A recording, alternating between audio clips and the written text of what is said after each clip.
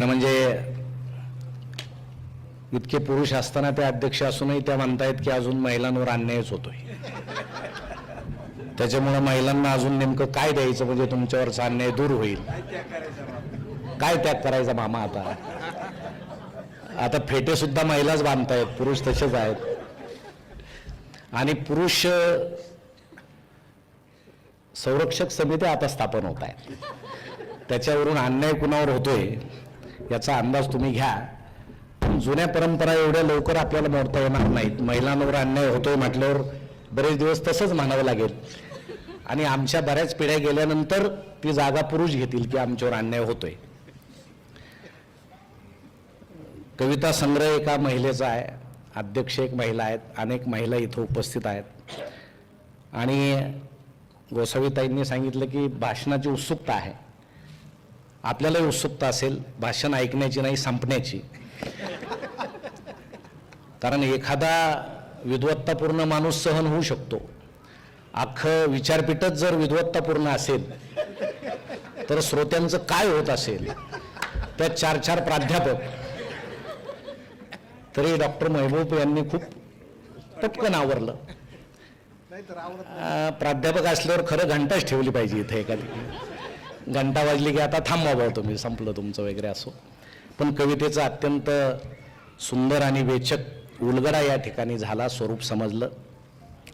कविता लिहिणं सोपं नाही, कारण कमी शब्दात खूप अर्थ सांगावा लागतो. जसं आभाळ भरून येतं तसं मन भरून यावं लागतं. त्याचं विरेचन तुम्ही म्हटले तसं त्याचा निचरा व्हावा लागतो. स्वच्छ आभाळातून कधी कविता निर्माण होणार नाही, कारण ते भरून आलेलं नसतं. अचानक एखादी सर जोरात कोसळून गेली तर त्याला आपण कविता म्हणू. तासभर तो पाऊस पडत राहिला तर त्याला कथा म्हणू, आणि 2-3 दिवस थांबलाच नाही तर त्याला कादंबरी म्हणू. पण ते ज्याच्या त्याच्या निचरा करण्याच्या पद्धती असतात. आम्हाला एकदम येऊन कोसळण्याची सवय नाही, म्हणून आम्ही हळूहळू पडत राहतो. आणि मग ते 2 दिवस 3 दिवस, आता तर 800-900 पाणी कादंबऱ्या आहेत. म्हणजे महिना पाऊस थांबतच नाही. म्हणजे वाचक वाहून जातो तरी पाऊस थांबत नाही. मग इतका निचरा, इतकं साचतं, कसं साचतं बो इतकं मनामध्ये. परंतु ही जी साचण्याची पद्धत आहे आणि ती जी निचरा करण्याची पद्धत आहे, ती कुठल्या माध्यमानं बाहेर पडते याला महत्त्व नाही, पण ती बाहेर पाडण्याची एक पद्धत आहे. विद्याताईंनी जसं त्यामध्ये मी वाचलं त्यांचं मनोगत, की आई गेल्यानंतर त्या प्रचंड धक्का त्यांना बसला, आणि आई गेल्याचं दुःख इतके दिवस त्यांच्या मनात होतं की त्या साहित्यापासून दूर गेल्या. पण त्यांनाही जाणवलं की पुन्हा आपल्याला साहित्याचा आधार घ्यावा लागेल. म्हणून या कविता संग्रहात आईवर त्यांच्या कविता आहेत. विषय जरी वर वेगळा असला तर आई त्यात डोकावलेली आहे, कारण त्यांच्या मनात ती आई अजून आहे. म्हणून जो प्रगट होतो, जो आविष्कार करतो, त्याचं एक चांगलं असतं की त्याला निचरा व्हायला माध्यम असतं. ज्याचा निचराच होत नाही त्याचं काय होत असेल, त्याचा कोंडमारा किती होत असेल, मग तो वेगवेगळ्या पद्धतीनं होतो.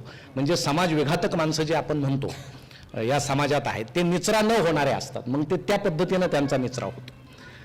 मग या ठिकाणी हा कविता संग्रह प्रकाशित होताना अतिशय चांगलं, खरं म्हणजे मी इतकं चांगलं का बोलू शकतो असं बाकीचे म्हणतात म्हणून ते माझं मत नाही, परंतु बहुश्रुततेमुळं सगळ्यात शेवटी मला बोलायची वेळ येते म्हणून मी बहुश्रुत होतो. यांचं सगळ्यांचं ऐकतो, ते दुसरीकडे कुठेतरी वापरतो, इथं ते वापरायचं नाही. म्हणजे खऱ्या म्हणण्यापेक्षा लबाड वाक्याचं ते एक सवय असते की एके ठिकाणी ऐकलेलं दुसऱ्या ठिकाणी वापरायचं. आता मी जे बोलेल ते कुठेतरी दुसऱ्या ठिकाणी ऐकलेलं असेल असं आपण गृहीत धरा. परंतु इथं अचानक निमंत्रणही त्यांनी खूप लोकांना दिले. त्यांना खूप आनंद वाटला की आता किती लोकांना मी निमंत्रण देऊ. राजकीय लोक आले, ते शेवटपर्यंत टिकणार नाही याची आपल्याला खात्री होती, कारण त्यांना सवय असते. त्यांना कार्यक्रम असतोच, नसला तरी असतो. ते आल्यावर थोडं बोलतात, आपल्याला बौद्धिक पाजतात आणि निघून जातात. म्हणून साहित्य संमेलनात राजकारणी नको का म्हणतात याचा प्रत्यय आता तुम्हाला प्रॅक्टिकली आला असेल. आणि अडचण हे असते की खुर्ची गुंतलेली आहे हे त्यांना अजिबात सहन होत नाही. आणि कुणीतरी हे अनोळखी माणसं काय साहित्यातले असतील यांच्या मागं आम्ही बसायचो, तोही त्यांना अपमान वाटतो. त्यामुळे शक्यतो कार्यक्रम हा जर कवितेचा किंवा कादंबरीचा असेल तर त्यात शक्यतो आपले जवळचे जरी असले तरी राजकारणातील माणसं आपण टाळणं जास्त हिताचं असतं. आता हे सगळे आमचे मित्र होते, हे छान बोलले. ते जर वेळोवेळी कार्यक्रमाला येत राहिले तर तेही छान बोलतील, तो विषय नाही. परंतु त्यांचं तुम्ही ऐकलं कारण तुम्ही रसिक आहात. परंतु त्यांच्या स्टेजवर जाऊन एखादा कवी जर कविता गायला लागला तर कार्यकर्ते ऐकणार नाहीत. हे 2 बाजू आहेत. म्हणजे साहित्याच्या व्यासपीठावरून बोलू शकतो, पण साहित्यिक हा राजकारणाच्या व्यासपीठावरून बोलू शकत नाही. हे सत्य आहे. म्हणून तेही आले, आपल्याला शुभेच्छा दिल्या. उठे तुफान काळजात ही कविता ज्यावेळेस मी वाचली, खरं म्हणजे खूप संवेदनशील मन आपलं असल्यामुळं मधल्या काळात जो कोरोनाचा प्रकोप झाला आणि एखादं संकट माणसावर आल्यावर खरं कळतं की खरा माणूस कोण आहे, खोटे माणसं कोण आहे ते आपल्याला समजलं असेल. खरं म्हणजे गेल्या 1820 साली डॉक्टर संदीप यांना माहीत असेल की 1820 साली स्पॅनिश फ्लू आला आणि तो आगगाडीच्या मार्गाने पसरला. अमेरिकन सैन्याला तो स्पॅनिश फ्लू झाला. त्वचा हिरवी पडायची, नंतर काळी पडायची आणि माणूस मरायचा. कोरोनापेक्षा भयानक होता. पण त्याच्यावर काय कुठलं साहित्य, एखादी कादंबरी मराठीत नाही, इंग्रजीमध्ये आहे. 1920 साली फ्लू आला, प्लेग आला. प्लेगवरही साहित्य नाही. म्हणजे त्या काळातील लोक नंतरचे साहित्यिक संवेदनशील नव्हते का? कविता एखादी असेल पण मोठी कादंबरी नाहीच, इंग्रजीमध्ये आहे, मराठीत नाही. मग महाराष्ट्रावर एवढा प्रकोप त्या प्लेगनं केला. अचानक बगलेत गाठ येणं, जांघेत गाठ येणं, त्याला पोचायला गेले की त्यांनाही गाठ येणं, त्यांनाही मरणं, संसर्ग होणं. त्यावेळेस रॅननं आणि इतर इंग्रजांनी आपल्या पुण्यामध्ये अनेकांवर अत्याचार केले, अनेकांचं सामान बाहेर फेकून दिलं की तुमच्या घरात प्लेग आहे. मग अत्याचार व्हायला लागल्यावर त्या रॅनचा चापेकर बंधूंनी खून केला.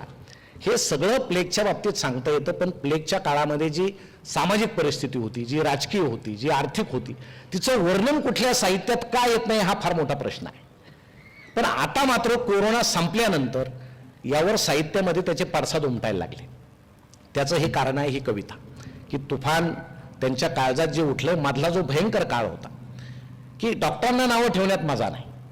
जसं अनेक मेडिकल कंपन्या डॉक्टरांना आमचं औषध वापरा म्हणून गिफ्ट देतात, तसं निसर्गानं त्यांना कोरोना नावाचं गिफ्ट दिलं आणि त्यातून ते बऱ्यापैकी समृद्ध झाले. म्हणजे आता पुन्हा 4 पिढ्या त्यांना एकही पेशंट आला नाही तरी चालेल, अशी कोणी डॉक्टर असलं तर माफ करा.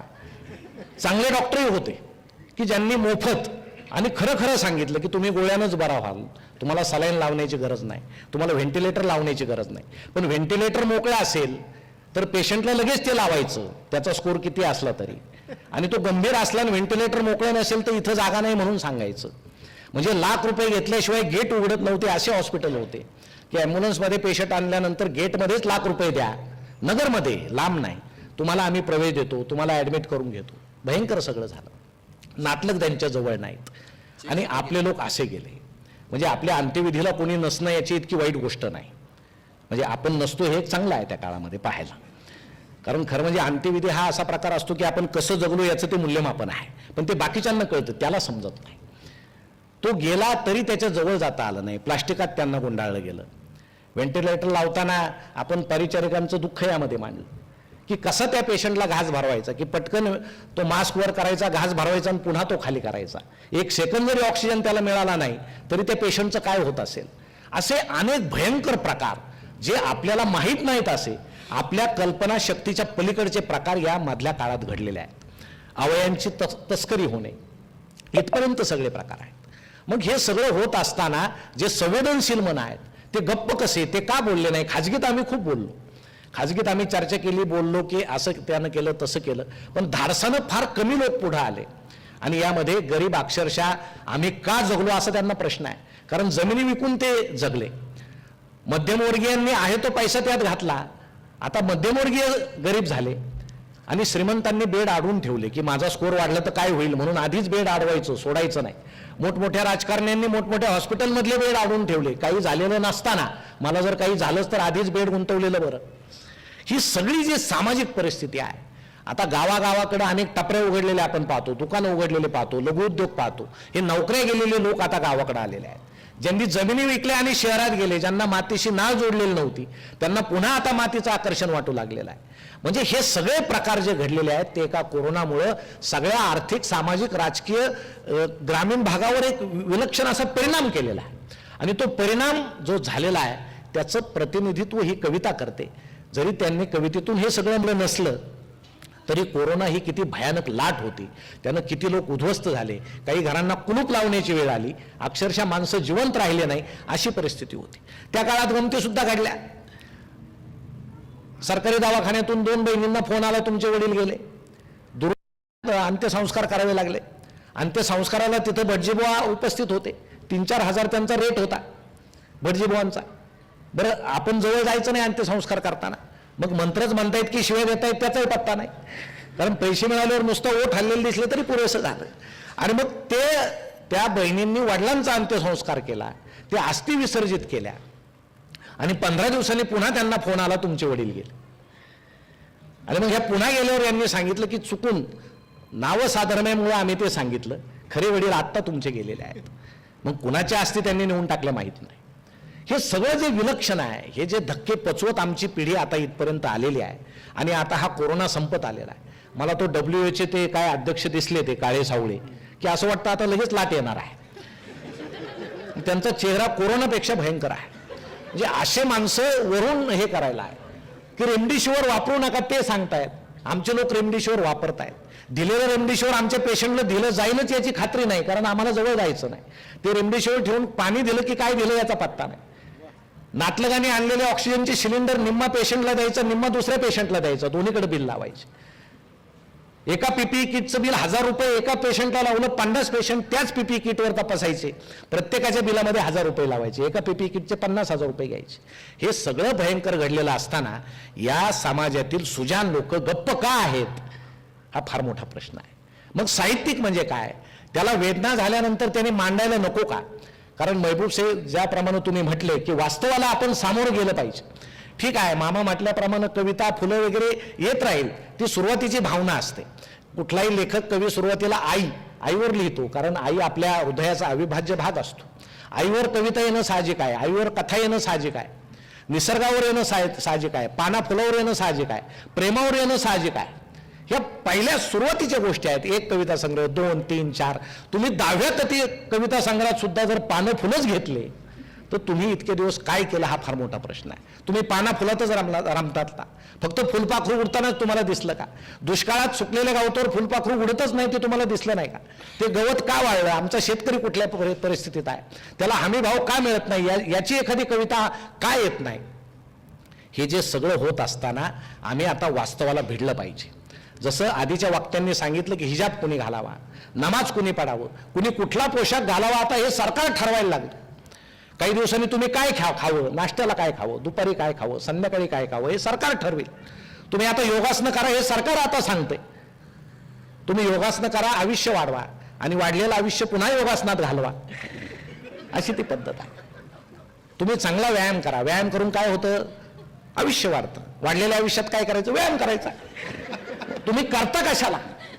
हे आपलं स्वातंत्र्य आहे, हे व्यक्ती स्वातंत्र्य आहे, अभिव्यक्ती स्वातंत्र्य आहे. आपण काय करायचं कोणी सांगू नये, आम्हाला ते स्वातंत्र्य आहे. आम्ही काय घालायचं, काय जेवायचं, कुठं राहायचं, काय ज्याच्या त्याच्या संस्कारांनुसार जो तो घालील ना.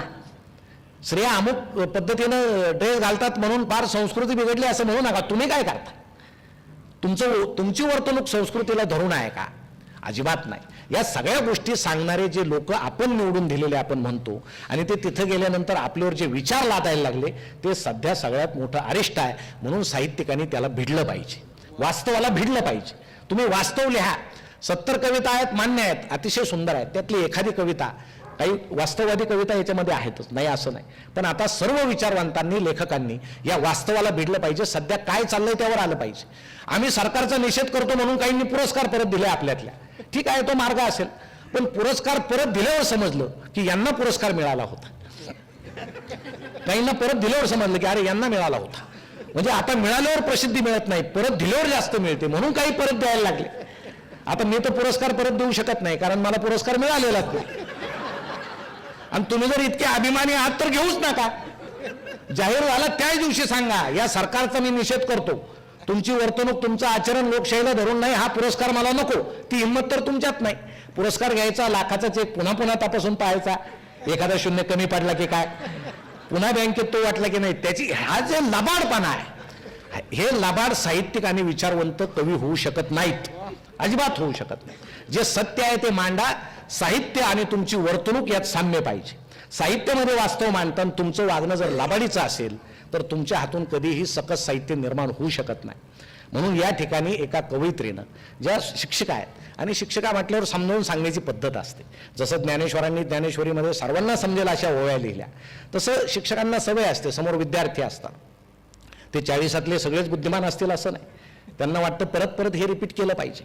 म्हणून त्या कवितेची भाषा एका शिक्षकाची आहे.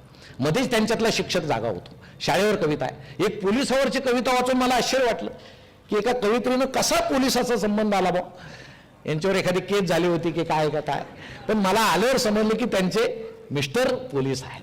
आणि ही खूप आनंदाची गोष्ट आहे. फक्त आईवर पुन्हा त्यांनी म्हणायला नको सगळ्या कविता आईवरच लिहिल्या, त्यांच्यावर पण आहे. खाकी वर्दीतला माणूस, खरं म्हणजे मला सगळ्यात सहानुभूती आणि खरोखर ज्यांची दया म्हणता येणार नाही असा जो वर्ग वाटतो तो पोलिसांचा. अहो, ज्या गुंडाला बेड्या घातल्या त्या गुंडाचं बॉडीगार्ड म्हणून त्यांना कधी कधी राहावं लागतो तो निवडून आल्यावर. हे लोकशाहीचं दुर्दैव आहे की ज्याला बेड्या घातल्या, ज्याला तुरुंगात टाकला त्याचेच बॉडीगार्ड तो येणार म्हणून रस्त्याच्या कडेला उभं राहावं लागतं.